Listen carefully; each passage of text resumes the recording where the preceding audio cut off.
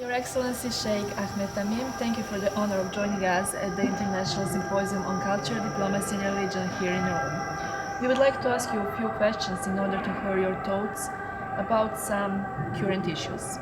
So, the first question would be, do you believe in cultural diplomacy debate as a way of spreading mutual understanding and interreligious dialogue worldwide? And what kind of initiatives could also contribute to achieve this goal? I think to keep the peace and to introduce each other, that's important to make the high diplomacy relation between the representative of the different culture. And because all the worlds that have one problems, and if we don't know each other and we don't make a dialogue between each other, that's very difficult now to keep the peace and to keep the peace and to understand the younger people who think about the future. That's very important to make relation to explain how must keep the human value which we have. We are witnessing every day that so many young people do not believe anymore, they're not religious, and they're somehow alienated of church and religion. What is your message for them? What you would like to say to them? That's not the first time in the history of the human. I think that's very necessary to understand and to know the way of the prophets, how can explain and which knowledge they give for everybody. And if we will take them like example and we understand the situation for every place and the history of culture of every place, that I think the young people try to find who can give him the information which they need. That's our question, how we can do that. They are waiting the good information to see how can live in peace and to receive the value which that's necessary for them. Our function that will be in the way of the prophets, and to not use the religion for another thing. When somebody uses the religion for another thing, the young people will go out. Thank you. Regarding cultural diplomacy, can cultural diplomacy be considered a bridge between different values? That's one example which you do today. If you didn't organize like this one, we didn't see each other, and you didn't listen about Islam and about the extremists and why we must be make different between the religion and the sect, and we didn't see the other people from different countries. The problem in the world that's one now. They want the peace and they want to keep the human value. But how we can do that if we don't explain about our goals? Thank you.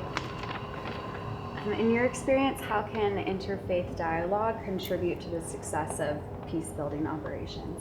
Yeah, repeat. Yeah. In your experience, how can interfaith, interreligious dialogue contribute to the success of peace-building operations? We are 4% of the majority of the Ukrainian community. And in Ukraine, we have the different nationality and different religion. And the way which we choose to not isolate ourselves and to be separately without the community, Ukrainian community. We think that we must go to integrate our community with the others and to give him a good sample about the Islamic faith. And that's necessary to make contact with everybody. We have contact with the communism, with the Orthodox churches, with the Greek Catholics, with the Armenian, with the Baptist, and we make contact with them to explain everybody we are part of the community. We are part of the Ukrainian state, but we must understand each other to don't give anybody to use us against another or use you against us. That's very important. This is the one way. The second, that's very important to make contact with the media, to give him the right information about Islam, because the media can help or can do something else.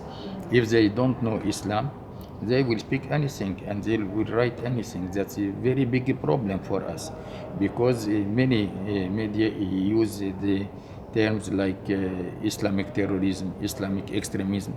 Islam, that's Islam. That's not two, three kind of Islam.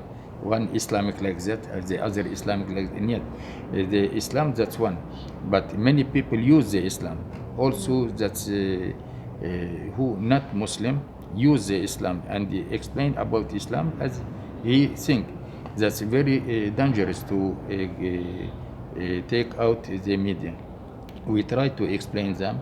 Also to we teach our Muslims to understand the Islam according the right explanation, and then when they receive some books about the political explanation for Islam, they understand which is right and which is just not right. And we have many functions. One, to clear the information for media. The others, that's to give our Muslim to understand Islam. The third one, to make a dialogue with the representative of the different religion, and who can more better work to keep the civilization in Ukraine. This our function, and we are in member of the all Ukrainian Council for different religion, and we discuss our problem.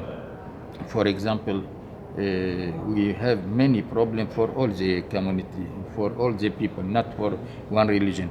When we discuss which is other, we didn't give possibility to someone to use one part from another.